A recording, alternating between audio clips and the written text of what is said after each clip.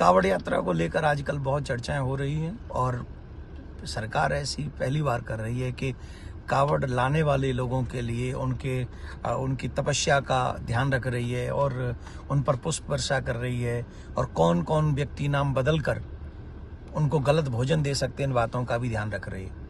लेकिन दुख की बात यह है काफी लोग राजनीति कर रहे हैं इस बात पे। ये राजनीतिक विषय नहीं है। कावड़ लाना एक तपस्या है और वहां से जल लेकर आना और पूरी शुद्धता और पवित्रता के साथ। हम सभी सनातनी जानते हैं कि शुद्धता और पवित्रता का कितना ध्यान हमारी पूजा पाठ में रखा जाता है। और जब कोई व्यक्ति 150-200 किलोमीटर पैदल चलता है, नंगे पांव चलता है और वो गंगा जल लेकर आता है और शिव जी पर चढ़ाता है, तो ये तपस्या है, कोई साधारण विषय नहीं है। एक शब्द बोल रहा हूं, अपरस। कितने लोग ऐसे हैं जो राजनीति कर रहे हैं, वो अपरस शब्द को जानते नहीं होंगे। हम लोगों की तपस्या में बहुत ध्यान रखना पड़ता है इन सब चीजों का, कि पवित्रता का। तो अच्छी बात है ना कि अगर कोई व्यक्ति जो हमारे भगवान के नाम का ठाकुर जी ढाबा, कृष्ण ढाबा और फलाना ढाबा ये खोल के बैठे हैं और पता चले बाद में वो कोई और हैं, क्योंकि उन लोगों की क्रियाएं अलग हैं भोजन करने की, हमारी क्रियाएं अलग हैं भोजन करने की। तो शुद्धता का, पवित्रता का ध्यान रखना ही चाहिए।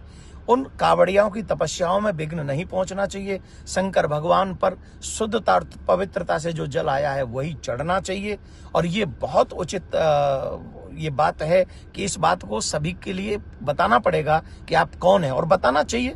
पहली बात तो अगर हिंदू मुस्लिम भाई भाई हैं तो हमारे मुसलमान भाइयों को आवश्यकता क्या पड़ी है कि वो ढाबा उस समय खोलें, या अगर हैं तो उन्हें लिखना चाहिए कि भैया आप हमारे बड़े भाई हो और आपकी शिव पूजा में बड़ा ध्यान रखना पड़ता है। जैसे आपकी मक्का मदीना में कितना ध्यान रखना पड़ता है, कितनी चीजों का ध्यान रखना पड़ता है जब मक्का जाते हैं आप लोग।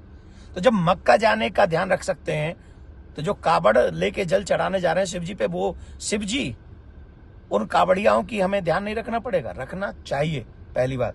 दूसरी बात, जो लोग राजनीति कर रहे हैं, मेरा निवेदन है कि एक बार जाइए, कावड़ लेकर आइए, पैदल चलिए 150-200 किलोमीटर, तो आपको पता चलेगा कितना ध्यान रखना पड़ता है। कावड़ियाओं से भी मेरा हाथ जोड़ के निवेदन है, जो प्रसाद आपको पाना है वो हो सके तो पहला प्रयास ये करें अपने घर से लेके जाएं, और जब वो संभव न हो तो आप जहां खा रहे हैं ठोक बजा के समझ लें, पता कर लें कि वो सनातनी व्यक्ति होना चाहिए, उसी का ढाबा होना चाहिए, वहीं से आपको भोजन करना चाहिए।